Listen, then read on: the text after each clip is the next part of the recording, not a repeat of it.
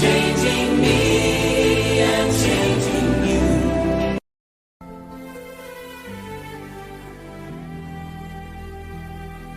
2 కీర్తన.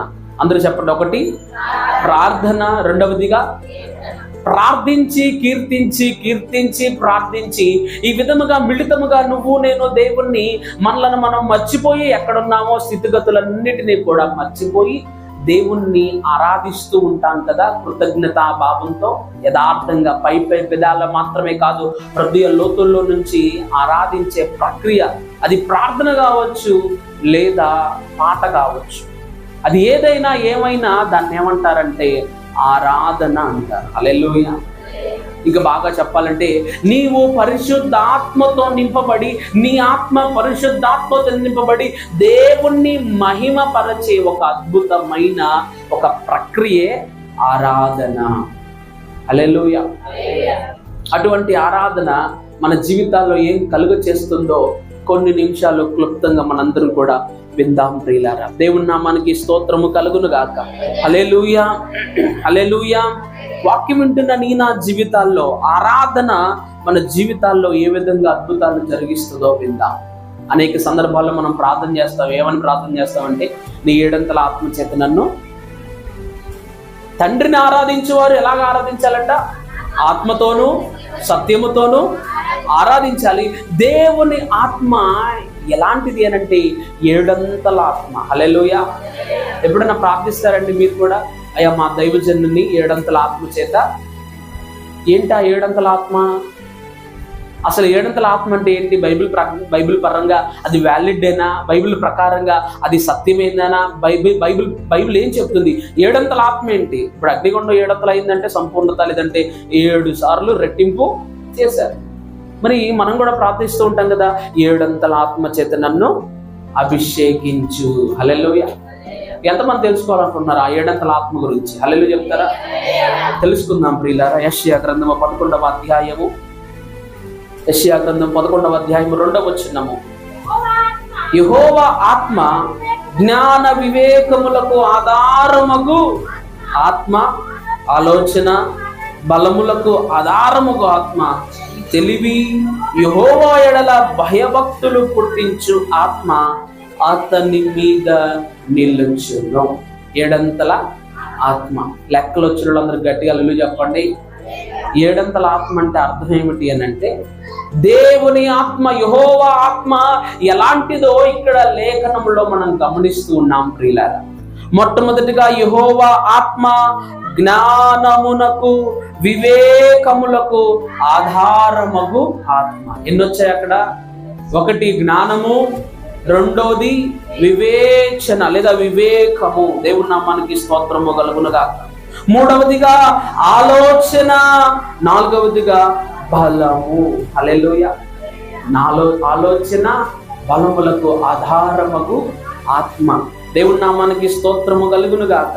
తెలివిని 5వదిగా ఏం కలుగజేస్తుందంటే, తెలివిని 5వది కలుగజేస్తుందంటే, 6వదిగా భయము, 7వదిగా భక్తి. హల్లెలూయా. ఇప్పుడు చెప్పండి, 7 ఆత్మ అంటే ఏం కావాలి? జ్ఞానము, వివేకము, ఆలోచన, బలము, తెలివి, భయము, భక్తి కలిగించే ఆత్మ 7 ఆత్మ. నీ 7 ఆత్మ చేత నన్ను నింపు ప్రభు అంటే, నీకు నాకు భయము, భక్తి, తెలివి, వివేచన, జ్ఞానము అంత మాత్రమే కాదు, తెలివి, బుద్ధి. ఈ విధంగా దేవుని ఆత్మ మన జీవితాల్లో కార్యము జరిగిస్తుంది. 7 ఆత్మ అంటే అర్థమైన వాళ్ళందరూ గట్టిగా హల్లెలూయా చెప్పండి. బైబిల్ ప్రకారం 7 ఆత్మ ఉందా? ఉంది. ఎక్కడ? యెషయా గ్రంథం 11వ అధ్యాయం 2వ వచనంలో యెహోవా ఆత్మ జ్ఞాన వివేకములకు ఆధారముగా ఆత్మ, తెలివియు ఆలోచన బలమునకు ఆధారముగా ఆత్మ, తెలివియు భయము భక్తి పుట్టించు ఆత్మ. హల్లెలూయా. అటువంటి ఆత్మతో మనం దేవుణ్ణి ఆరాధించాలి. దేవుని నామానికి స్తోత్రం కలుగునుగా.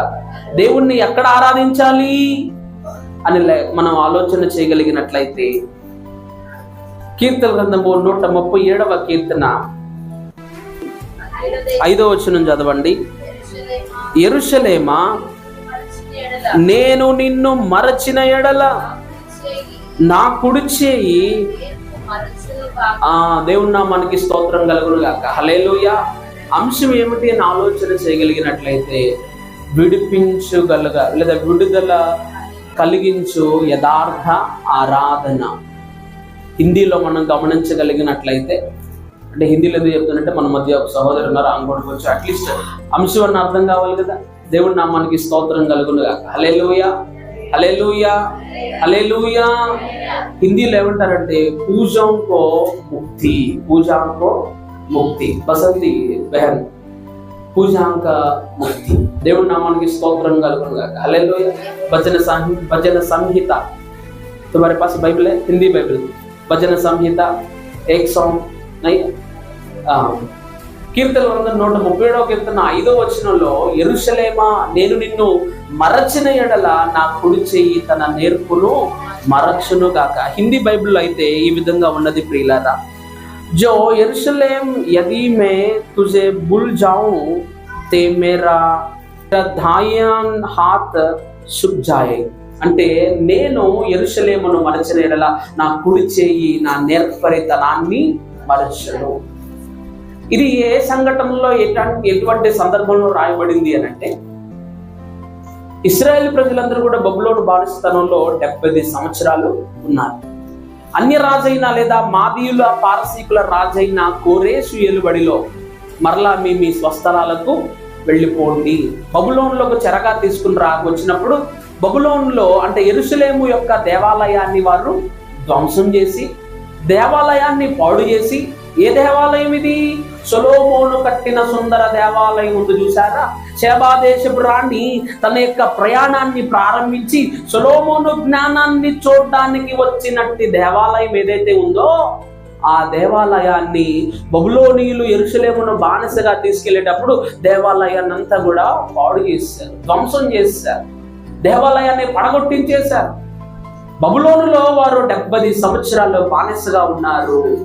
70 సంవత్సరాల తర్వాత అన్యరాజైన కోరేషు మరలా యూదులను మీ స్వస్థలాలకు యెరూషలేముకు వెళ్ళండి, మీ ఇష్ట దేవుణ్ణి ఆరాధించుకోండి. ఆయన కూడా దేవుణ్ణి సర్వసత్యాన్ని ఎరిగి ప్రజలను విడిపించిన తర్వాత 20 సంవత్సరాల తర్వాత, అంటే దాదాపుగా క్రీస్తు పూర్వము 536వ సంవత్సరంలో ఒక లేవీయుడైన యాజకుడు రాసినట్టి కీర్తనగా మనము గమనిస్తూ ఉన్నాం. హల్లెలూయా. మీ ఊహ ప్రకారం ఎవరై ఉంటారు ఆ కాలంలో లేవీయుడు, యాజకుడు అంటే? చెప్పాలి. యజ్రా ఎవరండి? యజ్రా ఎవరైనా శాస్త్రి, అనగా దేవుని యొక్క ధర్మశాస్త్రాన్ని మరి బోధించేటువంటి ఒక యాజకుడుగా ఉన్నాడు. హల్లెలూయా. నెహెమ్యా రాజునకు గిన్నె అందించేవాడైనప్పటికీ దేవుని యొక్క భయము కలిగినట్టి మనుష్యుడుగా మనము గమనిస్తూ, సరిగ్గా ఆ కాలంలో దేవుని భయం కలిగి ప్రజలు నడిపించే బాధ్యత ఎవరి మీద ఉంది అంటే యజ్రా నెహెమ్యాల మీద ఉన్నది. హల్లెలూయా. ఇద్దరు సమకాలీకులు కాకపోయినప్పటికీ ఒకరి తర్వాత ఒకరు ఒకరి ముందు ఒకరు ప్రజలను దేవుని వైపుకు నడిపించారు. అటువంటి సందర్భంలో బబులోను నదుల యొద్ద మనము దేవుణ్ణి ఆరాధించుచున్నప్పుడు, హల్లెలూయా, నదుల వద్ద ఆరాధించడానికి వీళ్ళకి ఏం పని అండి? అంటే వీళ్ళు బబులోనుకి వెళ్ళిన ఏం చేశారటండి? చెప్పాలి. బబులోనులో ఉన్న వీళ్ళు ఏం చేశారు? చదవండి ఒకసారి ఆ మాటను. 37 బబులోను నదుల యొద్ద కూర్చుండి ఉన్నప్పుడు మనము సియోనును జ్ఞాపకము చేసుకొని ఏడ్చుచుంటిమి. హల్లెలూయా. సియోను అనగా దేవుని సంఘము, దేవుని మందిరం, ఆరాధించే స్థలము. బబులోనులో ఉన్నప్పుడు ఏం గుర్తొచ్చిందో తెలుసా ప్రియులారా? సియోను గుర్తొచ్చింది. హల్లెలూయా, హల్లెలూయా. సియోను గుర్తొచ్చి ఏడ్చుకున్నారు. అయ్యో, ఒకప్పుడు దేవుని మందిరంలో మనం ఆరాధించామే, కానీ ఇప్పుడు నదుల యొద్ద మనం ఆరాధిస్తున్నాం. నదుల దగ్గర ఏం పని అంటే, సాధారణంగా యూదులు దేవుణ్ణి ఆరాధించే ముందు తమ్మును తాము శుద్ధి చేసుకోట లేదా శుభ్రపరచుకొనుట ఆనవాయితీ. అందుకనే యోహాను సువార్త 2వ అధ్యాయము 1వ వాక్య భాగాన్ని మీరు చదవగలిగినట్లయితే, యూదుల శుద్ధీకరణాచార ప్రకారము అక్కడ మరి ఆరేసి రాతి బాణలు ఉండినట్లుగా మనం గమనిస్తుంది. యూదుల శుద్ధీకరణ ఏంటి? వారు దేవుని మందిరానికి లేదా వివాహానికి లేదా పరిశుద్ధ కార్యానికి లేదా భక్తి కార్యాలకు హాజరవుతున్నప్పుడు తమ్ముడు తాము ఏం చేసుకోవాలంటే శుభ్రపరుచుకోవాలి. హల్లెలూయా. అర్థమవుతుంది అన్న వాళ్ళు గట్టిగా హల్లెలూయా చెప్పండి. చాలా సందర్భాల్లో దేవుని మందిరాన్ని మర్చిపోతాం. దేవుని మందిరాన్ని విడిచిపెట్టి ఇష్టానుసారంగా అనుకున్న పనుల్లో చాలా ఏకాగ్రత కలిగిన వారంగా ఉంటాం. కానీ బబులోనులు ఏడుస్తున్నారు, అయ్యో ఒకప్పుడు యెరూషలేము మందిరంలో ఆరాధించాం కదా, ఒకప్పుడు యెరూషలేములో ఆరాధించాం, ఇప్పుడు ఎలా ఉన్నామంటే బానిసతనంలో ఉన్నాం. బానిసతనంలో ఉన్నప్పుడు కూడా వీళ్ళకి ఏం గుర్తొచ్చిందో తెలుసా? అప్పుడు దేవుని మందిరం గుర్తొచ్చింది. ఇక బుద్ధి వచ్చింది, చెప్పదప్పలేసుకున్నారు. మరలా వచ్చి రాగానే ఇప్పుడు వారి పాడిన కీర్తన ఏంటంటే, బబులోనులో నదీ తీరముల యొద్ద మనము దేవుణ్ణి ఆరాధించడం అన్నప్పుడు మనం ఏడ్చుచూ దేవుణ్ణి ఆరాధిద్దామని జ్ఞాపకం చేసుకున్నాం కదా. అక్కడున్న వారు కొంతమందట, మీరు సియోను కీర్తనలో పాడురి, మమ్మల్ని పాడి ఉల్లాస పరచుడి. హల్లెలూయా. ఏ విధముగా అన్యజనుల మధ్య మనము దేవుని కీర్తనలు పాడుదాం అని అక్కడున్న యాజకుడు చెప్పుచున్నట్లుగా మనం గమనిస్తున్నాం. యెరూషలేమా, నేను నిన్ను మరచిన ఎడల నా కుడి చెయ్యి. హల్లెలూయా. యెరూషలేము అనగా సంఘానికి సాదృశ్యం. ఎక్కడ మనం ఆరాధిస్తామంటే దేవుని మందిరములో, శ్రేష్టమైన సమయంలో, శ్రేష్టమైన స్థలములో, దేవుని పాదాల దగ్గర, దేవుని సన్నిధి నిలుచుండు స్థలంలో మనం దేవుణ్ణి ఆరాధించాలి. అటువంటి ఆరాధన భావాన్ని 70 సంవత్సరాలు కోల్పోయారు. నదీ తీరం ఆరాధిద్దాం అనుకున్నారు, అక్కడ ఎలాంటి పరిస్థితులు లేవు. పైగా వాళ్ళు ఎలాగ ఆరాధించేవాళ్ళంటే మనకంటే గొప్పగా ఆరాధిస్తారు. ఎలాగా గొప్పగా అంటే, వారట తమ యొక్క సితారాలను నిర్రవ గంజి చెట్లకు, అంటే ఇప్పుడు ఆరాధించే వాళ్ళందరూ ఎలా వెళ్ళారు చెప్పాలి? సితారాలు పట్టుకొని వెళ్ళారు. దేవుడి నామానికి స్తోత్రం కలుగును గాక. హల్లెలూయా. మీరు ఆరాధన చేయడానికి ఏం తెచ్చారు? దేవుణ్ణి ఆరాధన చేయడానికి ఏం తేలా కదా. కొంతమంది చేతులు కూడా తేలేదు. దేవుడి నామానికి స్తోత్రం కలుగును గాక. హల్లెలూయా. ఆరాధనలో చప్పలు కొట్టమంటే అమ్మో బొబ్బలో చేతేమో చేతులు అన్నట్టుగా చప్పగా చప్పట్లు కొడతారు. అందుకని లేఖనం ఏం చెప్తుంది తెలుసా? నదులు, కొండలు ఆనందముగా నడికట్టును ధరించుకునే కొండలు నాట్యం చేస్తాయట. హల్లెలూయా.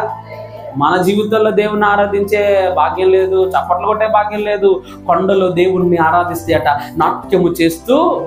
హల్లెలూయా. కొన్ని సంఘాలు అయితే చప్పట్లు కొట్టడం నిషేధం. దేవుడి నామానికి స్తోత్రం కలుగును. హల్లెలూయా. ఇక్కడ కూడా నిషేధమా నాకు తెలియదు. దేవుడి నామానికి స్తోత్రం కలుగును. హల్లెలూయా. చప్పట్లు కొట్ట అంటే వాళ్ళు నిర్వగంజి చెట్లకు సితారాలు తగిలించారంటే వారు ఆరాధించడానికి ఏం తెచ్చుకున్నారు? సితార్ అంటే గిటార్. దేవుడి నామానికి స్తోత్రం కలుగును గాక. హల్లెలూయా. అవును ప్రియులారా, కొంతమంది కొంత విపరీతవాదం కలిగిన వాళ్ళు ఆరాధనలో ఇన్ని మ్యూజిక్ ఇన్స్ట్రుమెంట్ అవసరమా అని కొంతమంది ప్రశ్నలు ఇస్తూ ఉంటారు కదండి. అరకొర జ్ఞానంతో బైబిల్ చదవకుండా ఎక్కడుందో చూపించండి బైబిల్లో. ఆరాధించేటప్పుడు ఇవన్నీ ఉండాలా? క్యాషియా ఉండాలా, తబలా ఉండాలా, ప్యాడ్ ఉండాలా, లేకపోతే గిటార్ ఉండాలా, వయోలిన్ ఉండాలా, ఫ్లూట్ ఉండాలా? ఇవన్నీ అసలు ఎందుకో తెలుసా? దేవుణ్ణి ఆరాధించడానికి. హల్లెలూయా. హల్లెలూయా. సినిమా పాటల కోసం కాదు. వాస్తవం దేవుడు అన్ని మనకిచ్చిన దేవుని ఆరాధించినకైతే కాలక్రమేణా మనిషి ఏం చేస్తున్నాడంటే వాటిని దేవునికి ఉపయోగించకుండా అపవాది లేదా లోక సంబంధమైన కార్యాలకు వాటిని దేవుడు మనల్ని చేసింది కూడా తన మహిమ కొరకే దేవుడు చేస్తే ఈ రోజున అపవాది మనల్ని వాడుకొని ఆరాధనలో ఏకీభవించకుండా, ఆరాధనలో చప్పట్లు కొట్టకుండా కళ్ళు తెరిచి అటు ఇటు చూస్తూ ఉంటాడు. హల్లెలూయా. అటు ఇటు తిరిగే బుద్ధి, అటు ఇటు చూసే బుద్ధి ఎవరిది అని అంటే, నువ్వు అటు ఇటు చూస్తున్నావు అంటే నీలో ఎవరున్నారు? No doubt. దేవుడి నామానికి స్తోత్రం కలుగును గాక. హల్లెలూయా. హల్లెలూయా. వీళ్ళు బాధపడుతున్నారు. ఒకప్పుడు మనం ఎంతగా దేవుణ్ణి ఆరాధించాం, పైగా వీళ్ళు ఎలా ఆరాధిస్తున్నారంటే సితారాతో దేవుణ్ణి. మన దగ్గర సితారా గిటార్ లేకపోయినా, మనకు ప్లే చేసే స్కిల్స్ లేకపోయినా దేవుడు 2 చేతులు ఇచ్చాడు కదా. ఇచ్చాడు అన్న వాళ్ళు గట్టిగా చెప్పండి. వారం అంతా ఈ 2 చేతులతో ఎన్నెన్నో పనులు చేసి ఉంటాం కదా, మంచి చెడ్డ మొత్తం అన్ని కూడా. దేవుడి నామానికి స్తోత్రం కలుగును. హల్లెలూయా. వారానికి ఒకసారైనా ఆరాధనలో ఇలా కొట్టినప్పుడు మొత్తం తుప్పు అంతా వదిలిపోవాలి. బతుక్కు బట్టిన తుప్పు. దేవుడి నామానికి స్తోత్రం కలుగును గాక. హల్లెలూయా. ఇలా కందకుండా కొట్టకూడదు. దేవుడి నామానికి స్తోత్రం కలుగును గాక. హల్లెలూయా. అవును ప్రియులారా, మన దగ్గర గిటారా లేకపోతే సితారా కానీ, గిటార్ కానీ, వైలిన్ కానీ ఏం లేకపోయినా దేవుడు మనకిచ్చిన ఆ చేతులతో దేవుణ్ణి ఆరాధించు. రెండోది ఇంకేమి ఇచ్చాడు దేవుడు మీకు? స్వరం ఇచ్చాడు కదా. దేవుడి నామానికి స్తోత్రం కలుగును గాక. హల్లెలూయా. ఒక భక్తుడు ఈ విధంగా మాట్లాడతాడు, 10 తంతుల స్వరమండలము అనే మాటను కీర్తనల గ్రంథంలో మనం గమనిస్తాం. ఇప్పుడు కొంచెం వివరంగా చెప్తాను వినండి. సాధారణంగా ప్రతి మ్యూజికల్ ఇన్స్ట్రుమెంట్కి ఎన్ని తంతులు ఉంటాయి అంటే, తంతులు అంటే చిన్న గ్యాప్ అండి, హోల్ అండి, చిన్న హోల్ లేదా గ్యాప్ ఏమంటారంటే తంతి, లేదా అక్కడ ఒక గ్యాప్ ఉంటే దాన్ని ఏమంటారంటే తంతి అంటారు. ఇప్పుడు ఫర్ ఎగ్జాంపుల్ ఫ్లూట్ తీసుకున్నారు అనుకోండి, ఫ్లూట్ అంటే తెలుగులో పిల్లన్న గ్రోవి. చూసిన వాళ్ళందరూ గట్టిగా చెప్పండి. చూశారు కదా, ఇట్లా సైడ్కి పెట్టి వాయిస్తారు. దానికి ఎన్ని హోల్స్ ఉంటాయో తెలుసా? 7 ఉంటాయి. ఎన్ని ఉంటాయి? ఎందుకని? స్వరాలు ఎన్ని అంటే సప్త స్వరాలు. ఎన్ని స్వరాలు? స్వరాల గురించి నేర్చుకుందాం వాళ్ళు గట్టిగా చెప్పండి. నాకు పెద్దగా రాదు, ఏదో నాకు తెలిసింది నేర్పిస్తాను. హల్లెలూయా, హల్లెలూయా. అందరూ చెప్పండి. సా, రీ, గా, మా, పా, దా, నీ, సా. అంటే మళ్ళీ కంటిన్యూషన్, మళ్ళీ స్టార్ట్ చేసాం కాబట్టి అలాగా. దేవుడి నామానికి స్తోత్రం కలుగును గాక. హల్లెలూయా, హల్లెలూయా. ఈ విధంగా ఆ యొక్క ఫ్లూట్ లో 7 హోల్స్ లేదా 8 అలాగుంటాయి పిల్లలు. ఎందుకు అవన్నీ అంటే, ఒక హోల్ మూసినప్పుడు ఒక స్వరం బయటకు వచ్చి దేవుని వచ్చింది. ఉదాహరణకి ఫస్ట్ది మూసారనుకో, ఏమని రావాలి? సా అని అందరు గట్టిగా అనండి. ఓకే. రెండవది మూసినప్పుడు, మూడవది, నాలుగవది, ఆ విధంగా అన్ని స్వరాలు మన నోటితో పలుకుతున్నాగా. అంటే మన స్వరం ఫ్లూట్ కంటే గొప్పది. హల్లెలూయా. ఇప్పుడు ఒక భక్తుడు ఏమని తెలియజేస్తాడంటే, 10 తంతుల స్వరమండలముతో అనే మాటను గ్రంథంలో చూస్తే, ఆ 10 తంతుల ఆ యొక్క స్వరమండలం ఎవరు అని అంటే మనమే. హల్లెలూయా, హల్లెలూయా, హల్లెలూయా. దేవుడు చక్కటి స్వరమండలం ఇచ్చాడు కదా, ఇక్కడ ఉండేది స్వరమండలం. దేవుడి నామానికి స్తోత్రం కలుగునుగా. హల్లెలూయా. మన నాభిలో నుంచి మరి గాలి లోపల నుంచి బయటకు అలా వస్తున్నప్పుడు దేవుడు ఇక్కడ చక్కటి స్వరపేటికను ఉంచడాన్ని బట్టి ఎన్ని స్వరాలైనా పలుకుతాం, ఎన్ని మాటలైనా. హల్లెలూయా. మన దగ్గర ఆరాధించడానికి మన దగ్గర మ్యూజికల్ ఇన్స్ట్రుమెంట్ లేకపోయినా దేవుడు చేతులు ఇచ్చాడు, చేతులతో ఆరాధించాలి. దేవుడు చక్కటి స్వరాన్ని ఇచ్చాడు. స్వరమెత్తి మనము దేవుణ్ణి ఆరాధించాలి. హల్లెలూయా. యెరూషలేమా, నేను నిన్ను మరచిన యెడల, దేవుణ్ణి ఆరాధించడం కానీ దేవుని మందిరాన్ని మరిస్తే అట, నా కుడి చెయ్యి తన యొక్క అవును తన నేర్పు అంటే నా చెయ్యి, నా పని. కుడి చెయ్యి దేనికి సాదృశ్యందంటే మన యొక్క చేసే వృత్తిని తెలియచేస్తారు. హల్లెలూయా, హల్లెలూయా. ఒకవేళ వ్యవసాయం చేసే వాళ్ళు ఉంటారు అనుకోండి, వాళ్ళ పని ఏంటి? వ్యవసాయం చేయడం. వ్యవసాయం చేసినప్పుడు ఏం చేస్తారు? విత్తనాలు జమ్ముతారు. ఏ చేత్తో? ఒకవేళ కుడి చేయి, కుడి హస్తం కలిగిన వాళ్ళు, అంటే ఎడమ చేతి వాటం కాకుండా కుడి వాటం కలిగిన వాళ్ళు ఏం చేస్తారు? జల్లుతారు. తర్వాత ఏం చేస్తారు? సరే, పిచికారీ చేస్తారు. తర్వాత ఏం చేస్తారు? యూరియా జిమ్మారు. తర్వాత ఏం చేస్తారు? కలుపు మొక్కలు బీకారు. తర్వాత ఏం చేస్తారు? ఏ చేత్తో? ఎక్కువ మంది అంటే ఎడం చేతి వాటం కలిగిన వాళ్ళు తప్ప ఎక్కువ మంది ఏం చేస్తారంటే కుడి చెయ్యి. ఈ కుడి చెయ్యి ఏం తెలియజేస్తుందంటే పనితనాన్ని.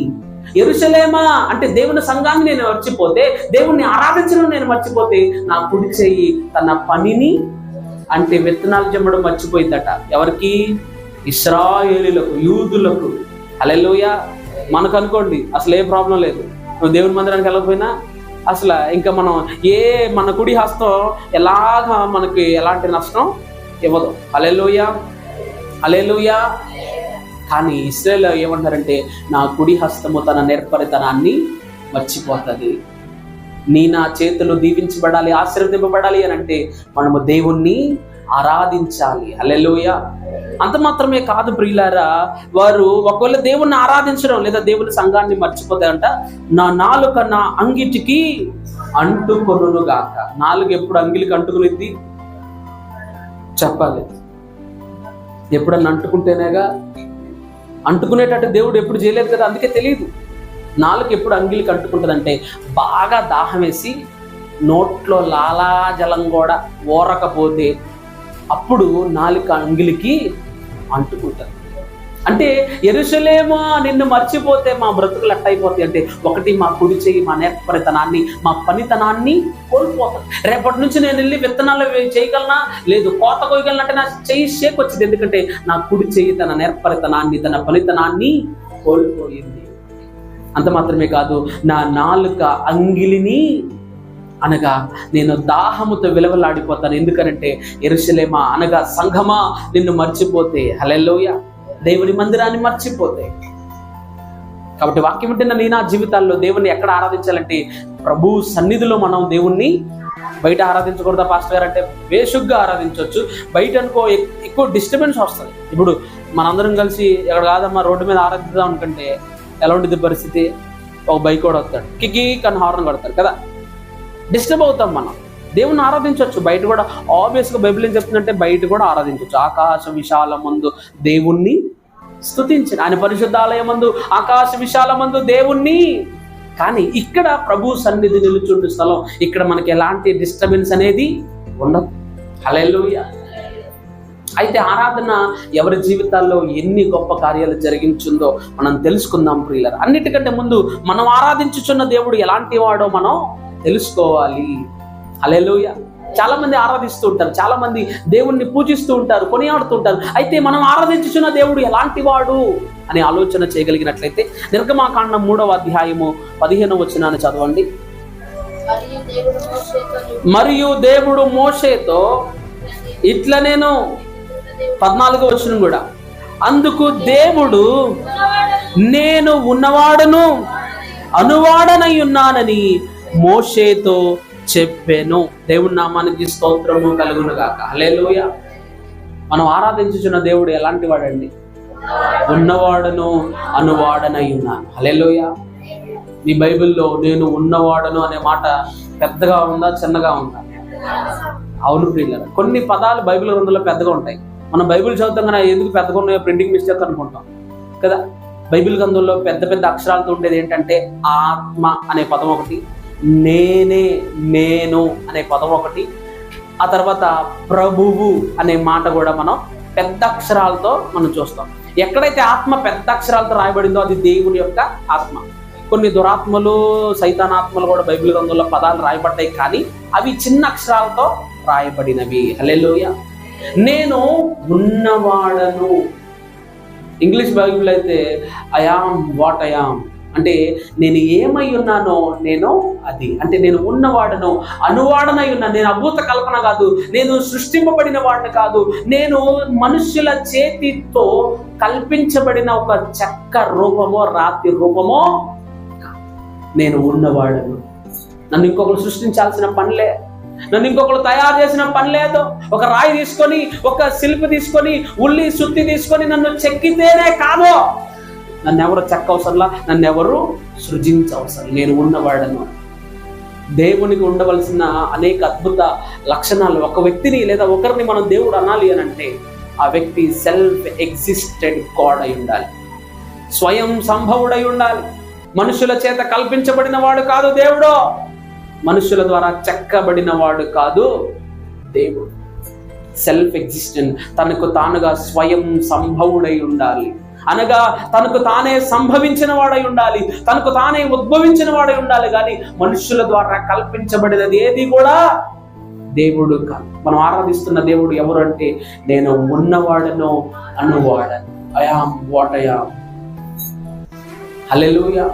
హీబ్రూ బైబిల్లో ఈ చిన్న పదాన్ని, అట్లీస్ట్ హీబ్రూ బైబిల్లో ఉన్న పదాలు అంటే ఉన్న వాక్యాన్ని, ఒక హీబ్రూ వాక్యాన్ని మనం నేర్చుకుందాం. పాత నిబంధన ఏ భాషలో రాయబడింది? హీబ్రూ. కొత్త నిబంధన ఏ భాషలో రాయబడింది? గ్రీకు. ఈ భాషలు మనం నేర్చుకోకపోయినా అట్లీస్ట్ కొన్ని విషయాలైనా నేర్చుకోవాలి. గ్రీకుల ఆరాధన ఏమంటారు చెప్పాలి. గ్రీకుల ఆరాధన ఏమంటారు?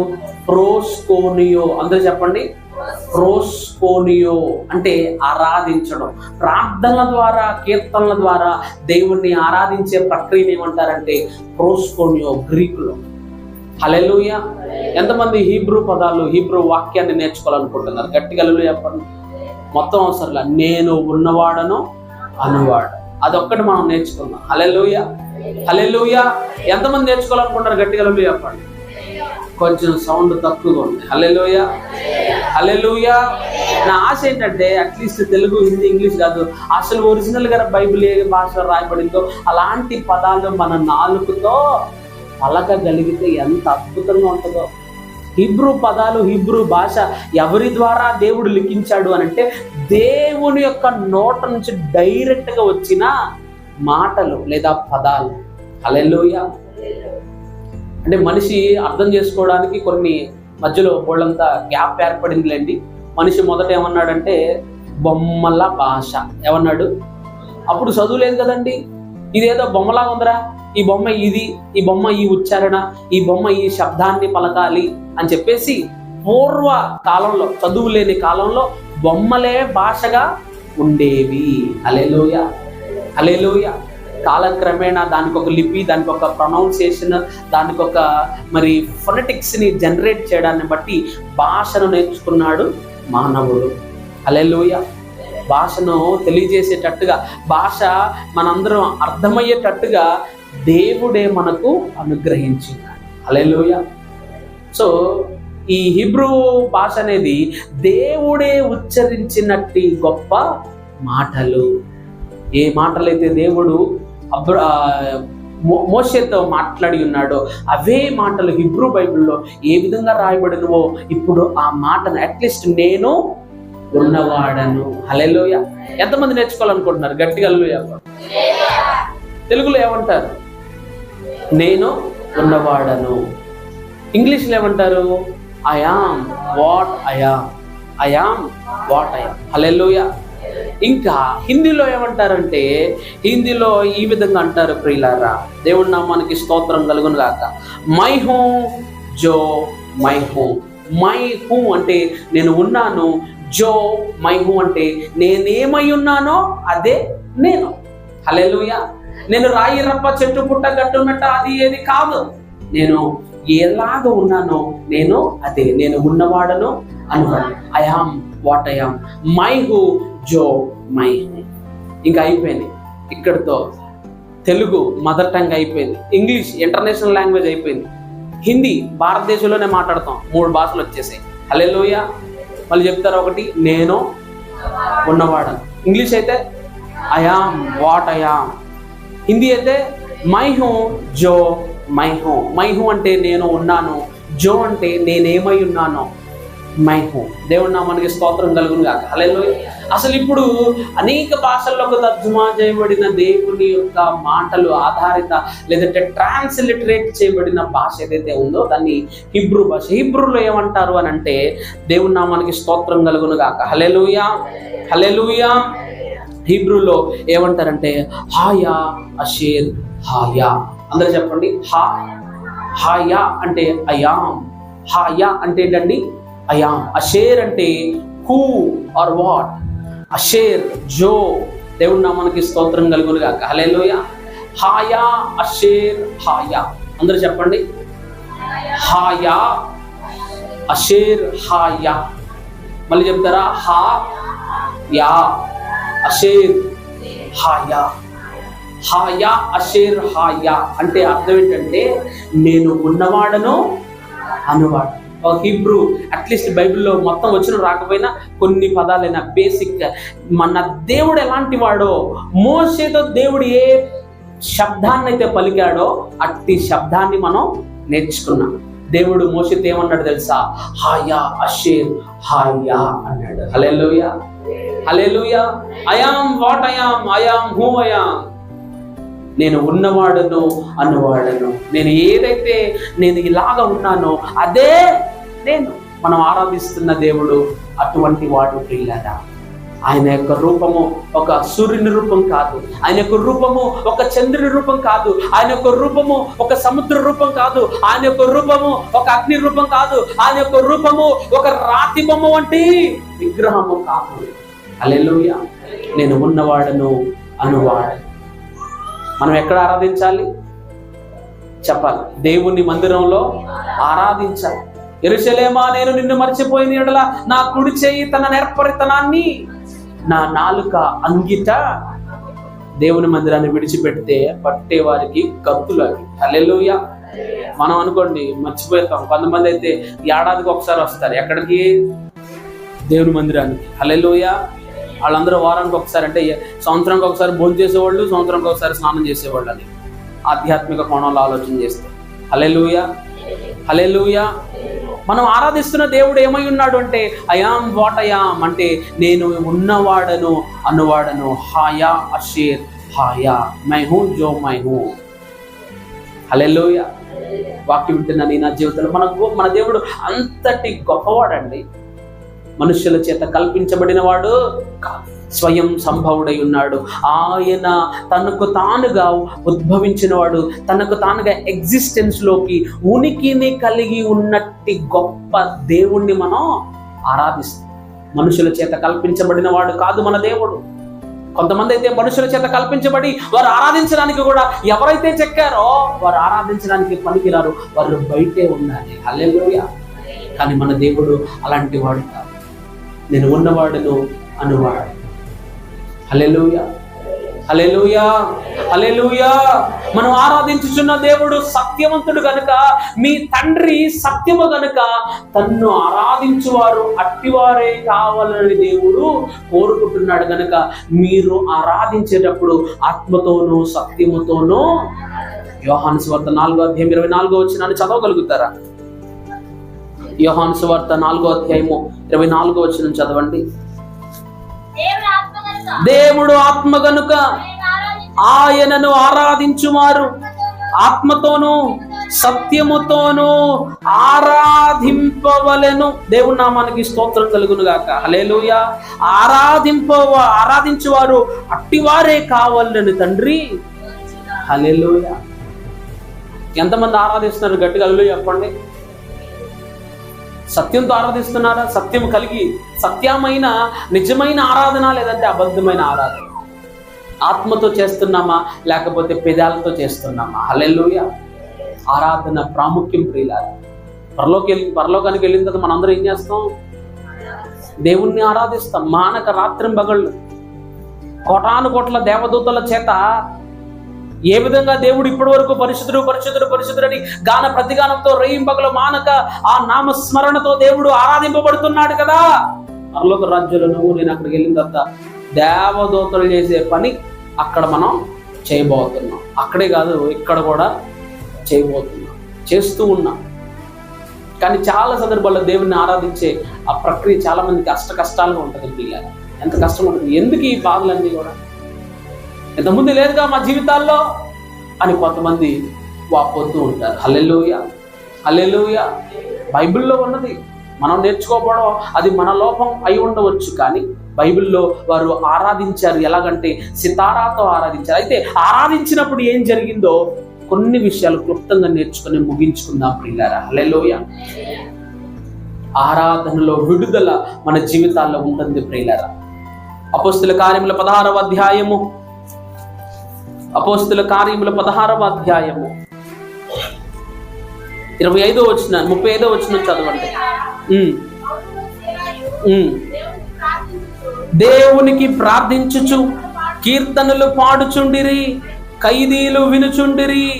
అప్పుడు అకస్మాత్తుగా మహాభూకంపము కలిగెను, చెరసాల పునాదులు అదరెను, వెంటనే తలుపులన్నీ తెరచుకొనెను, అందరి బంధకములు ఊడెను. హల్లెలూయా. ఆరాధనలో ఏం జరుగుతుందంటే బంధకాలు ఊడిపోతాయి. అందరూ బిగ్గరగా చెప్పండి, ఆరాధనలో బంధకాలు ఊడిపోతాయి. హల్లెలూయా. ఈ వాక్యం గురించి తెలియని వాళ్ళు గట్టిగా హల్లెలూయా చెప్పండి. ఓకే, నేను ఎక్కువగా విస్తరించి మాట్లాడను. పౌలు శీలలు వారి యొక్క రెండవ ప్రయాణాన్ని, పౌలు భక్తుడు ఏ ఏ ప్రాంతాలైతే తిరిగాడో మరలా ఆ ప్రాంతాల్లో సువార్త పరిచర్య చేయడానికి తన రెండవ మారు సువార్త ప్రయాణాన్ని ప్రారంభించినట్టి సందర్భంలో జరిగిన సంఘటన. ఏ దేశం అంటే మాసిదోనియా దేశం. అందరూ చెప్పండి, మాసిదోనియా దేశం. ఏ ప్రాంతము, ఏ పట్టణం అనంటే ఫిలిప్పి. ఏ ఊరండి? ఫిలిప్పి. ఫిలిప్పి అనే ఊర్లో ప్రసంగించాడు పౌలు భక్తుడు. కొంతమంది మారారు. ఆ ప్రసంగించడానికి వెళ్తున్నప్పుడు ఇక్కడ మనం చదవగలిగినట్లయితే 16వ వచనంలో, మేము ప్రార్థనా స్థలమునకు వెళ్ళుచుండగా, అవును చాలండి, దేవుని నామానికి స్తోత్రం కలుగును గాక. హల్లెలూయా. వీరు కూడా ప్రార్థనా స్థలం ఎక్కడ ఉందంటే వీరు సముద్ర తీరమున ప్రార్థించుచున్నారు. 11వ వచనాన్ని చదవండి. 13వ వచనం చదవండి. విశ్రాంతి దినమున గవిని దాటి నదీ తీరమున ప్రార్థన జరుగుననుకొని అక్కడికి వచ్చి. అవును, అక్కడ అంటే ఎక్కడ? కీర్తనలో 137వ కీర్తన 1వ వచనాన్ని, బబులోను నదీ తీరమున మనము దేవుణ్ణి ఆరాధించుటకు. ఇక్కడ కూడా నదీ తీరాన దేవుణ్ణి ఆరాధించడానికి ప్రార్థన జరుగుననుకొని. అయ్యగారు అనౌన్స్మెంట్ ఇవ్వాల, పౌలయ్య గారు చాలా జాగ్రత్తగా వాక్యం అనండి ప్రియులారా. హల్లెలూయా. పౌలు భక్తుడు, పౌలు మహాశయుడు అందరికి చాటింపు వేశాడా? 10 ఇంటికల్లా ప్రార్థన జరిగితే అందరూ వచ్చేయండి అన్నారా? లేదు, అలాంటిది ఏం లేదు. ఇక్కడ తుయితర పట్టణస్థురాలు, ఇక్కడ లూది అనే దైవభక్తి కలిగిన స్త్రీ ఉంది. ఆమె ఏమనుకుందంటే, విశ్రాంతి దినమున గవిని దాటి నదీ తీరమున ప్రార్థన జరుగుననుకొని నేను అక్కడికి వెళ్ళాను. హల్లెలూయా. ఎప్పుడైనా మనం అట్లా వస్తామా? ప్రార్థన అని చెప్తేనే రాము. ప్రార్థన ప్రారంభించి గంట తర్వాత కానీ మనం రాము. హల్లెలూయా. కానీ చాలా సందర్భాల్లో, చాలా సంఘాల్లో ఏం జరిగిందంటే, సంఘం అంతా వచ్చిన తర్వాత వాక్యం చెప్పి పైగారు వస్తారు. కానీ ఇక్కడేంటి? మొత్తం రివర్స్. పోనీ అట్లీస్ట్ అంటే మనం గమ్మును మీరు రాగానే వచ్చేది, మీరు రాలేం కదండి. పోనీ అరగంట 40 నిమిషాలు అయితే ఓకే, గంట తర్వాత కూడా మనం రావు. హల్లెలూయా. ఎవరిని విమర్శించడం లేదు ప్రియులారా. అర్థం చేసుకోవాలి, వాక్యానుసారంగా బ్రతకాలి. హల్లెలూయా. హల్లెలూయా. పౌలు భక్తుడు అనౌన్స్మెంట్ ఇచ్చాడా? ఓహో, నదీ తీరాన ప్రార్థన జరిగింది, నేనే వాక్యం చెప్తాను, భక్తులారా వచ్చేయండి అని అన్నాడా? ఆమె అనుకుంది, ఏమనుకుంది? నదీ తీరాన ప్రార్థన జరుగును అనుకుంది. ఉందా బైబిల్? అట్లాగే ఉందా లేదా నేను కల్పించి చెప్తున్నానా? అనుకుని అంటే అనుకుందామా అక్కడ జరిగిద్దేమో అని అనుకుని వెళ్ళింది. హల్లెలూయా. అనుకోవడం కాదు కదా, ఇక్కడ జరుగుతున్నా కానీ రాలేకపోతున్నాం మనం. హల్లెలూయా. హల్లెలూయా. ఈ ప్రార్థన వెళుతూ ఉండగా పౌలు భక్తుడికి ఒక ఆమె ఎదురుపడింది. 16వ వచనం మనం చదువుకున్నాం. విశ్రాంతి దినమున మరి ఆ ప్రాంతానికి, ప్రార్థన జరుగు స్థలానికి వెళుతూ ఉన్నప్పుడు పుతోను దయ్యం పట్టిన స్త్రీ, ఒక చిన్న కుమార్తె ఎదురుపడి ఆమె ఏమంటుందట? సర్వోన్నతుడైన దేవుని యాజకులు అనబడతారు, వీరు మీకు రక్షణ మార్గాన్ని. హల్లెలూయా. దెయ్యాలకు అర్థమవుతుంది పౌలు భక్తుడి గురించి. ఏమని చెప్పాలి? అవును ప్రియులారా, దేవుని నామానికి స్తోత్రం కలుగును గాక. హల్లెలూయా. హల్లెలూయా. 17వ వచనము, ఆమె పౌలును మమ్మును వెంబడించి, ఈ మనుషులు సర్వోన్నతుడైన దేవుని, వీరు మీకు రక్షణ మార్గము ప్రచురించు వారై ఉన్నారని. హల్లెలూయా. మనకు అర్థం కాదు అయ్యగారంటే ఏంటో కదా, దెయ్యాలకు అర్థమవుతుంది. దెయ్యాలకు తెలుసండి. బోల్డ్ అన్ని ఉదాహరణలు ఉన్నాయి. ఒక 5 నిమిషాలు, 10 నిమిషాలు, 20 నిమిషాలు, అరగంట ఒక అవకాశం ఇచ్చారనుకోండి, నాకు బోల్డ్ అని రెఫరెన్స్లు ఉన్నాయి. మీరు ఇంటి కింద చదవండి. మార్కు సువార్త 5వ అధ్యాయము. సేనా దెయ్యం పట్టిన వ్యక్తి యేసుక్రీస్తు ప్రభువు ఆయన పడవలో కాలు తీసి బయట నేల మీద కాలు పెట్టగానే, సర్వోన్నతుడైన దేవుని కుమారుడా మాతో నీకు. అక్కడ ఉన్న వాళ్ళకి అర్థం కాలేదు ఆయన ఎవరు కుమారుడని. అందరూ ఏమంటారు? యేసేపు కుమారుడు కాదా, వీళ్ళ తండ్రి వడ్రంగి పనివాడు కాదా, వీళ్ళు మాకు తెలియదా అని కొంతమంది అనుకున్నారు. హల్లెలూయా. దెయ్యాలకు తెలుస్తుంది. సేన అంటే ఒకళ్ళు కాదు, అనేకము. లీజియన్ అనే మాట మరి గ్రీకులో మనం గమనిస్తున్నాం. 1 లీజియన్ ఈక్వల్స్ టు 1600 అని అర్థం. హల్లెలూయా. గ్రీక్ అంటే ఇప్పుడు రోమన్ నెంబర్ చేస్తాం కదండి, ఐ అనేసాం అనుకోండి, క్యాపిటల్ ఐ. ఇక్కడ చదువుకున్న వాళ్ళు చాలా మంది ఉన్నారు. Capital I Roman number system ప్రకారంగా capital I is equals to ఎంత? 1. వి ఈజ్ ఈక్వల్స్ టు ఎంత? 5. ఎక్స్ ఈక్వల్స్ టు ఎంత? అలాగా సేన అనే మాటకు అర్థం ఏమిటంటే లీజియన్ అనగా 1600 దెయ్యాలు ఉన్నాయి. ఎవరిలో? సేనా దెయ్యం పట్టిన వ్యక్తులు. ఆ దెయ్యాలన్నీ ఏమంటున్నాయి? సర్వోన్నతుడైన దేవుని కుమారుడా మాతో నీకేమి. దెయ్యాలకు అర్థమవుతుంది దేవుడు ఏంటి అని. ఇక్కడ దెయ్యాలు చెప్తుంది, పూతోను దెయ్యం పట్టిన ఆ కుమార్తె, ఆ చిన్నది అరుస్తుంది, వీరు సర్వోన్నతులైన దేవునికి. హల్లెలూయా. హల్లెలూయా. వీరు మీకు ఏం తెలియజేయడానికి వస్తున్నారు? రక్షణ మార్గాన్ని తెలియజేయడానికి. హల్లెలూయా. పౌలు భక్తుడు చూసి వెంటనే ఆమెలో ఉన్న దయ్యాన్ని వెళ్ళగొట్టినప్పుడు శోధ చెప్పడాన్ని బట్టి డబ్బులు సంపాదించే ఆ యొక్క వ్యాపారాన్ని ఆవిడ కలిగి ఉంది. హల్లెలూయా. ఎంతమంది శోధ చెప్పించుకుంటారు? గట్టిగా హల్లెలూయా చెప్పండి. కొంతమంది వస్తారు, సోది చెప్తావమ్మా సోది, ఆ మాటలోనే అర్థమవుతుంది ఏంటిది అదంతా. అందులో అసలు ఒక్కటి కూడా నిజం ఉండదు. కాలక్షేపానికి డబ్బులు ఇచ్చి లేకపోతే బియ్యం ఇచ్చి వాళ్ళు మామూలుగా కదా వాళ్ళకి వచ్చినవన్నీ చెప్పేస్తారు. దేవుడి నామానికి స్తోత్రం కలుగును గాక. హల్లెలూయా. ఇంట్లో భర్త లేకపోయినా నీకు పిల్లలు పుడతారమ్మా అని అంటే అపశానం అయిపోద్ది అది కదండి. దేవుడి నామానికి స్తోత్రం కలుగును గాక. హల్లెలూయా. భర్త లేకపోయినా అంటే అప్పుడు ఆమె విధవరాలు అనుకోండి, నీకు పిల్లలు పుడతారమ్మా 12 మంది పిల్లలు పుడతారంటే అది ఎంత వినడానికి కూడా కొంచెం అసభ్యకరంగా ఉండే పదజాలం. హల్లెలూయా, హల్లెలూయా. అటువంటి మాటల ద్వారా ఈమె కూడా తమ జీవనాన్ని, అక్కడున్న కొంతమంది ఆ యొక్క యజమానులు ఈమె ద్వారా ఆర్థికంగా డబ్బులు సంపాదించే పనిలో ఉన్నారు. హల్లెలూయా, హల్లెలూయా. ఇక్కడ దెయ్యం ఏం చెప్తుందంటే వీరు సర్వోన్నతుడైన దేవుని దాసులు. దేవుని నామానికి స్తోత్రం కలుగును గాక. ఇంకొక మారు అంటే ఇంకొక వచనాన్ని చెప్పి నేను ముందుకు వెళతాను ప్రియులరా. అంటే దెయ్యాలు దేవుణ్ణి మహిమపరచిన సంఘటనలు. ఒకటి, మార్కు సువార్త 5వ అధ్యాయంలో సేన దెయ్యం పెట్టిన వ్యక్తి సర్వోన్నతుడైన దేవుని కుమారుడు మాతో నీకేమి, దేవుడు ఏం మాట్లాడాలి అతనిలో. ఇక్కడ కూడా పౌలు భక్తుడు ఏం మాట్లాడలేదు, జుట్టు పిచ్చుకొని ఓ పో పో అది ఇది అనలేదు. చూడంగానే వీరు సర్వోన్నతులైన దేవుని దాసులు, మీకు రక్షణ మార్గాన్ని తెలియజేయడానికి అర్థమవుతుందన్న వాళ్ళు గట్టిగా హల్లెలూయా చెప్పండి. ఆపేసి ఇంకా అన్న అవసరం లేదన్న వాళ్ళు గట్టిగా హల్లెలూయా చెప్పండి. ఇంకొక రిఫరెన్స్ చెప్పి నేను ముగిచ్చేస్తాను. అంటే ఏది, దెయ్యాలు దేవుణ్ణి మహిమపరచిన సంఘటనలు బైబిల్లో పుష్కలంగా ఉన్నాయి. ఇంగివే కాదు, ఇంకా బోల్డ్ ఉన్నాయి. దేవుడి నామానికి స్తోత్రం కలుగును గాక. మూడోది అయితే ఇంకా మామూలుగా కాదు, ఇంకా అసలు ఆ మూడోది చదువుతుంటే ఎంత దేవుణ్ణి మహిమపరచగలము. అపోస్తలుల కార్యములు 19వ అధ్యాయము 13వ వచనం. యూదులు పౌలు ప్రకటించు యేసు తోడు మిమ్ము ఉచ్చాటన చేయుచున్నానని మాట చెప్పి దెయ్యములు పట్టిన వారి మీద ప్రభువైన యేసు నామమును ఉచ్చరించుటకు పూనుకొనిరి. యూదుడైన స్కెవయను ఒక ప్రధాన యాజకుని కుమారులు 7 అలాగూ చేయుచుండ్రి. అందుకు ఆ దెయ్యము, నేను యేసును గుర్తెరుగుదును, పౌలును కూడా ఎరుగుదును, గాని మీరెవరని అడుగగా ఆ దెయ్యము పట్టినవాడు ఎగిరి వారి మీద పడి వారిలో 2 లొంగదీసి గెలిచెను. అందుచేత వారు దిగంబరులై గాయములు తగి ఆ ఇంట నుండి దేవుడి నామానికి స్తోత్రం కలుగును గాక. హల్లెలూయా.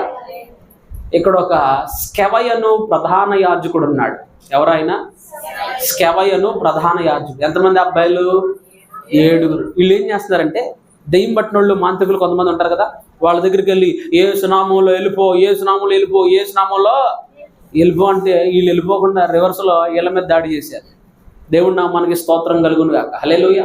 ఆ దెయ్యాలు పట్టిన వాళ్ళు ఏమంటున్నారంటే, బాబు నువ్వు ఎవరోయా, నువ్వు అసలు ఏంటి, నువ్వేంటో మాకు తెలియదు, మాకు యేసు అంటే ఎవరో మేము గుర్తుపడతాం, యేసును పౌలును కూడా, అసలు నువ్వు ఎవరవే, నువ్వు వెళ్ళిపోవండి వెళ్ళిపోవాలా అని చెప్పేసి ఏళ్ల మీద రివర్స్ దాడి చేసి ఆ 7లో 2 లొంగ తీసుకొని వాళ్ళ యొక్క వస్త్రాలు తీసి గాయాలు చేస్తే వాళ్ళందరూ అక్కడి నుంచి.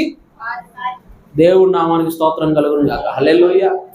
దేవుని శక్తి లేకుండా, దేవుని ఆత్మ లేకుండా యేసు నామములో వెళ్ళిపోవని ప్రతి దెయ్యం మీద చేయి పెట్టేసి అలాగ ప్రార్థన రివర్స్ గేర్ వేసి అంటే మనం అక్కడి నుంచి పారిపోవాలి, దెయ్యాలు కాదు. దేవుడి నామానికి స్తోత్రం కలుగును గాక. హల్లెలూయా.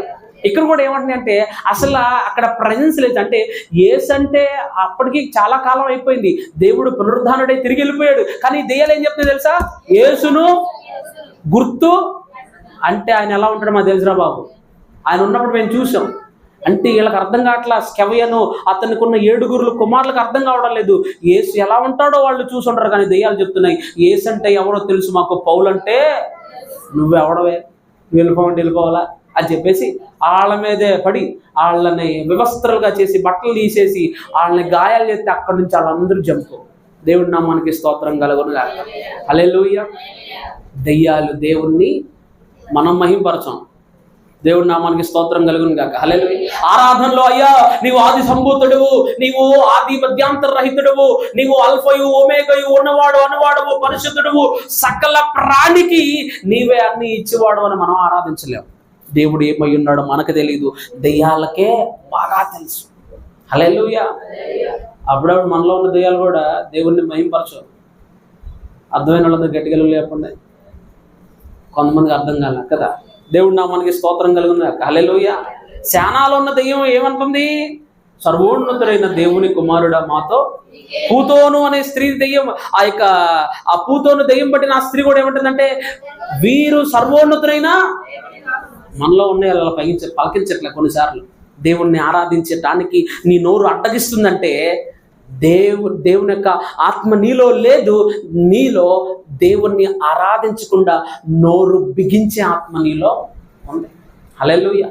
దెయ్యాన్ని వదలగొట్టినందుకు పౌలు శీలను ఇద్దరిని పట్టుకొని వస్త్రాలు తీసేసి గ్రామం బయటికి ఈడ్చుకెళ్ళిపోయి చావళ్ళను తీసుకెళ్ళి చాలా దెబ్బలు కొట్టి ఆ చెరసాల అధికారికి ఈ రాత్రంతా కాపాడరు పొద్దున్న సంగతి చూద్దామంటే చేతులు కాళ్ళకు బోండలు వేసారు. బోండలు అంటే ఓ పిచ్చోడిని తీసుకెళ్లేటప్పుడు చేతికో రింగు కాలుకో రింగు, ఈ 4 రింగులు కలిపి వాళ్ళు చైన్లతో వాడిని ఏం చేస్తారంటే పట్టుకుంటారు. హల్లెలూయా.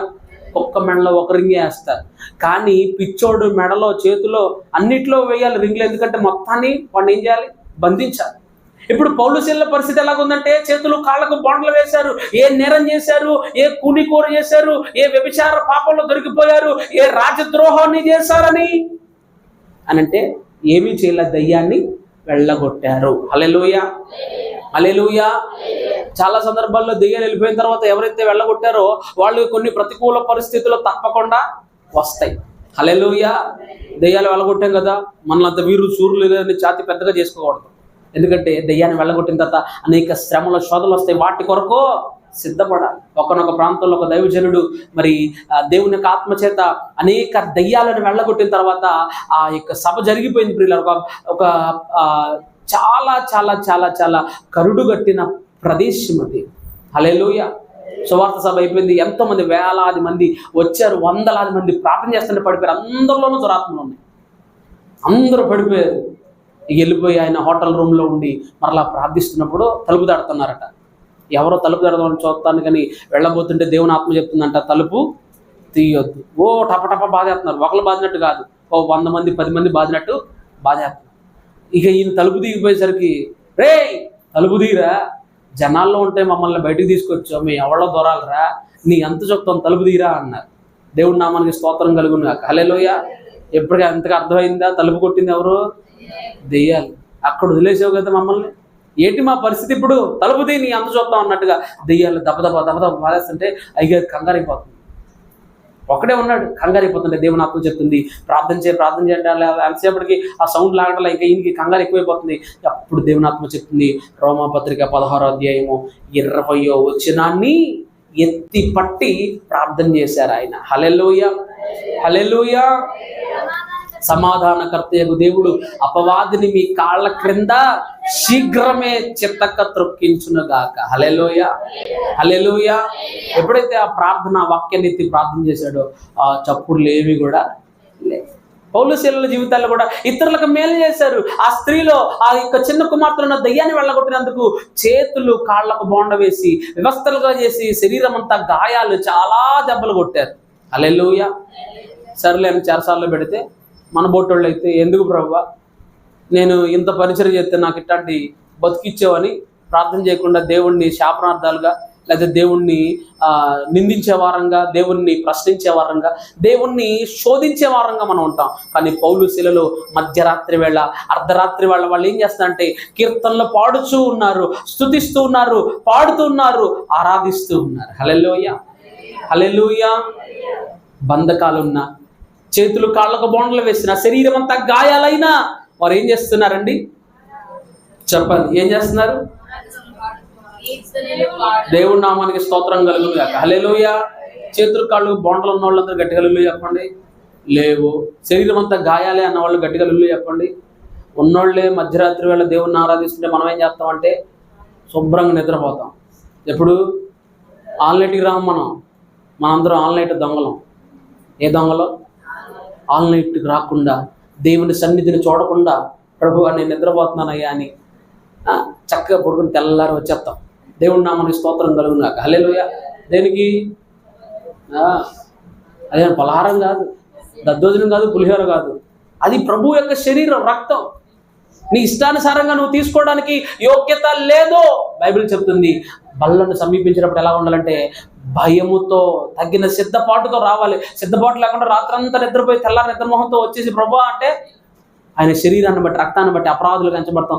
అసలు యేసు రక్తమే ప్రతి పాపం నుండి పవిత్రులు చేసేది. అయితే ఆ పరిశుద్ధ రక్తం విషయంలో నువ్వు అపరాధాలు కంచబడితే ఇంకా నిన్ను తప్పించడానికి ఏ రక్తం భూమి మీద. హల్లెలూయా, హల్లెలూయా. మీరు మధ్యరాత్రి వేళ దేవుణ్ణి స్తుతిస్తూ ఉన్నారు, ఆరాధిస్తున్నారు. ఆరాధన వల్ల ఏమైపోయిందంటే వీళ్ళ బంధకాలే కదా, అందరి బంధకాలు మహాభూకంపం కలిగిందట. హల్లెలూయా. ఏం కలిగింది? మనం ప్రార్థన చేస్తే పక్కన వాళ్ళు చెవులు కూడా పగలం కదండి. మనం ఆరాధిస్తే, మనం దేవుణ్ణి స్తుతిస్తూ ఉంటే మనలో మన పక్కన వారికి కూడా కదలిక రాదు. హల్లెలూయా. మనం ఆరాధన చేస్తే, పాట పాడితే, ప్రార్థన చేస్తే పక్కన వాళ్ళు కూడా మెలకు రావాలి, వారు కూడా కలిసి ప్రార్థించాలన్న తాపత్రయం వారిలోకి. దేవుని ఆత్మతో నింపబడిన దావీదు సితారా వాయిస్తున్నప్పుడు సౌలులో ఉన్న దురాత్మ ప్రార్థన చేశాడా? వాక్యం చెప్పాడా? లేదు. ఆరాధిస్తూ ఉన్నప్పుడే దెయ్యం, మనం కూడా దేవుణ్ణి ఆరాధిస్తున్నప్పుడే మనలో ఉన్న దెయ్యాలన్నీ దేవుని నామానికి స్తోత్రం కలుగును గాక. హల్లెలూయా, హల్లెలూయా. ఆరాధన వల్ల ఏమవుతుందంటే బంధకాలు, నీ జీవితంలోనే ఉన్న బంధకాలు కాదు, నీ యొక్క ఇరుగు పొరుగు వారి జీవితంలో ఉన్న బంధకాలు, అందరి బంధకములు ఊడెను అనే మాటను మనం గమనిస్తూ ఉన్నాం.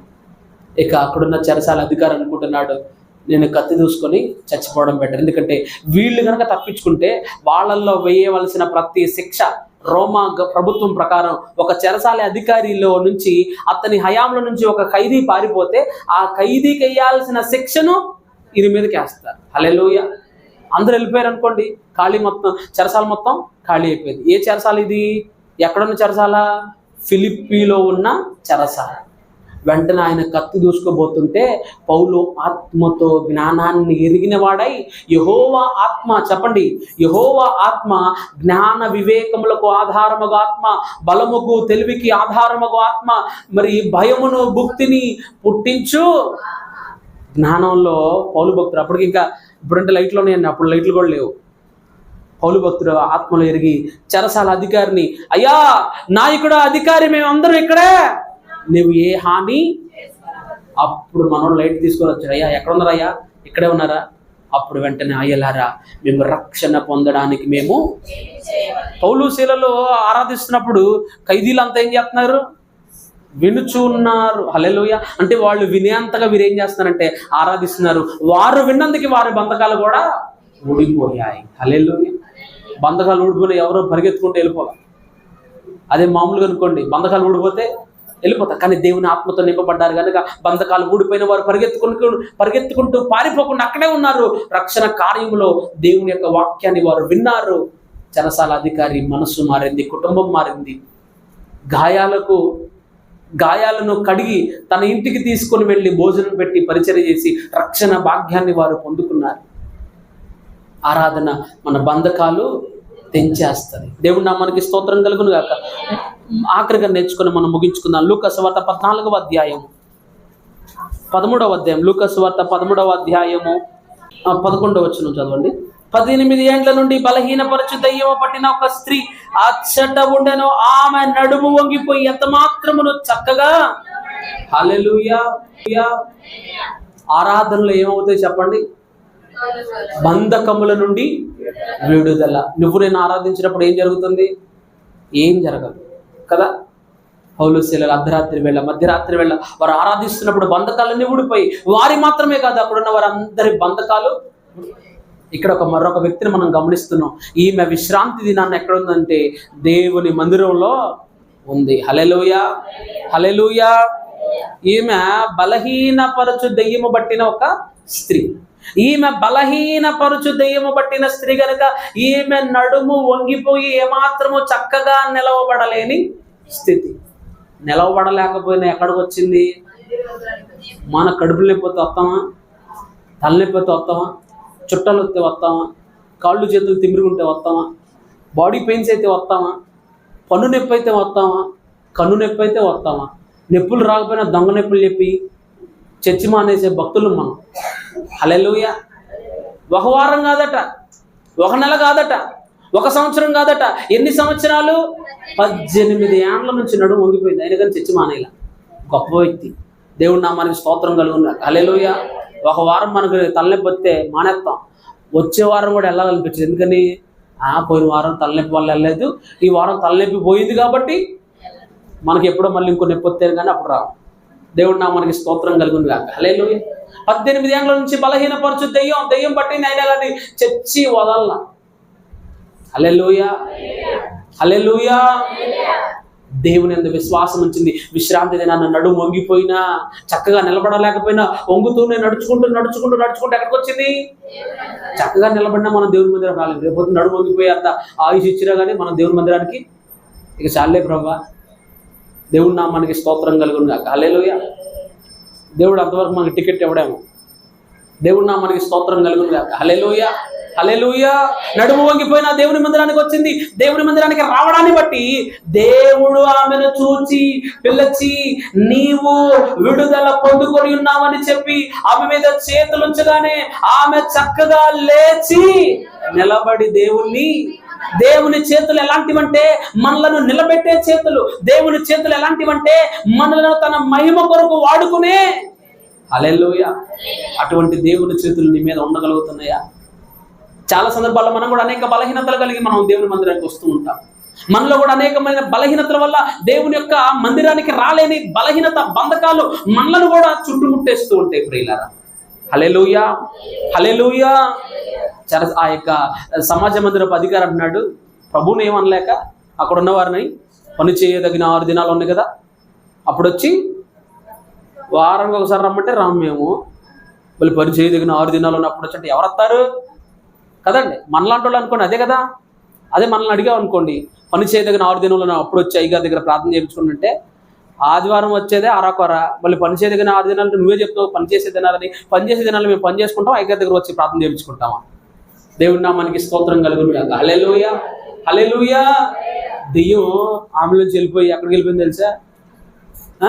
ఎక్కడికి వెళ్ళిపోయింది? సమాజ మందిరపు అధికారులకు వెళ్ళిపోయింది. రే నన్ను బయటికి లాగేసావు, నీ పని చెప్తా చూడాలి. అక్కడున్న వాళ్ళు ఎవరిని కూడా ప్రార్థన చేయడం, అందరూ వెళ్ళిపోండి. దేవుడి నామానికి స్తోత్రం కలుగును కాక. హల్లెలూయా. వెంటనే దేవుడు అంటున్నారు, మీలో ఎవరికైనాను గాడిద ఉంటే, గొర్రుంటే అది గుంటలో పడిపోతే దాన్ని తీసుకొని తోలుకొని విప్పి దానికి ఆహారం పెట్టరా? దానికి కుడితి ఆహారం పెట్టరా? దాన్ని విడిపింపరా? ఆ గోతుల నుంచి మీరు బయటికి 18 ఏండ్ల నుంచి అపవాది కట్టిన కట్ల నుండి. హల్లెలూయా. ఎవరు కట్టేశారట? ఎన్ని సంవత్సరాల క్రితం? ఎవరు చెప్పారా మాట? దేవుడే. 18 సంవత్సరాల నుంచి సాతాను కట్ల నుండి ఈమెను విడిపింపదగదా. హల్లెలూయా.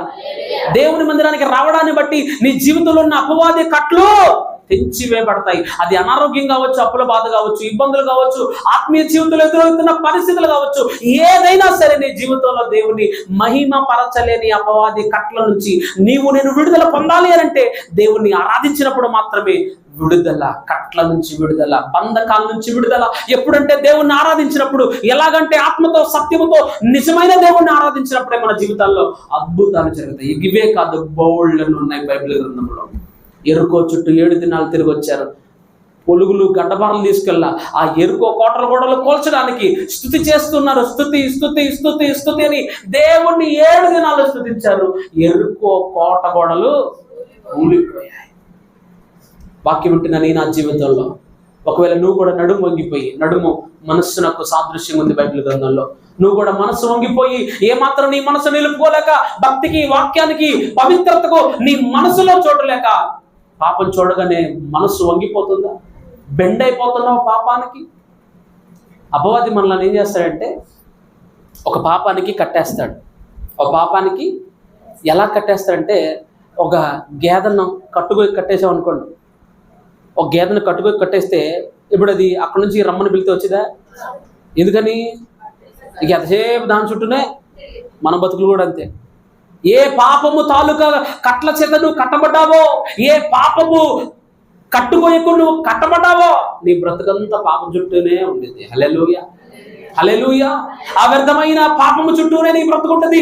దేవుణ్ణి మందిరానికి రావడానికి, దేవుణ్ణి ఆరాధించడానికి, దేవుణ్ణి మహిమపరచడానికి నా జీవితాల్లో ఉపయోగపడవు. హల్లెలూయా. దేవుడు ఆమె మీద చేతులుంచగానే ఆమె చక్కగా నిలబడింది. దేవుణ్ణి ఈ మధ్యాహ్న కాల సమయాన నీ జీవితంలో కూడా ఏదైనా బలహీనత ఉందా?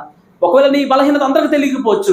ఖచ్చితంగా మనలో అనేక బలహీనతలు ఉంటాయి. ఒక్కరికి ఉన్న బలహీనత ఇంకొకరికి ఉండదు. ఒకరికి నోటి దోల అనే బలహీనత ఉంటే ఇంకొకరికి కంటి చూపు అనే బలహీనత ఉంటుంది. ఇంకొకరికి ఆలోచన, ఇంకొకరికి పనులు, క్రియలు, చేతులతో, కాళ్ళతో, రకరకమైన పాప సంబంధమైన పనుల ద్వారా అనేక మంది పాపపు కట్లతో, బహుశా 18 ఏళ్ళలో భయపడవచ్చు, తక్కువ అవ్వచ్చు, ఎక్కువ అవ్వచ్చు, ఏమైనా ప్రభు ఆమె మీద చేతులు ఉంచగానే ఆమె చక్కగా, ఒకవేళ నీ జీవితంలో కూడా ప్రభు కొరకు నేను నిలబడలేకపోతున్నానండి, నాలో కూడా బలహీనతలు ఉన్నాయి, నేను నిలబడాలనుకున్నాను కానీ ఎప్పుడైతే నేను నిలబడాలనుకున్నానో ఆ రోజు నేను సతికిలు పడుతున్నాను, పవిత్రత కొరకు నిలబడాలనుకుంటున్నా, పడిపోతున్నా, యథార్థతలో నిలబడాలనుకుంటున్నా, పడిపోతున్నా, మోసం చేయకుండా బ్రతకాలనుకుంటున్నా, పడిపోతున్నా, అబద్ధం ఆడకుండా బ్రతకాలనుకుంటున్నా, పడిపోతున్నా, నేను నిలబడలేకపోతున్నా.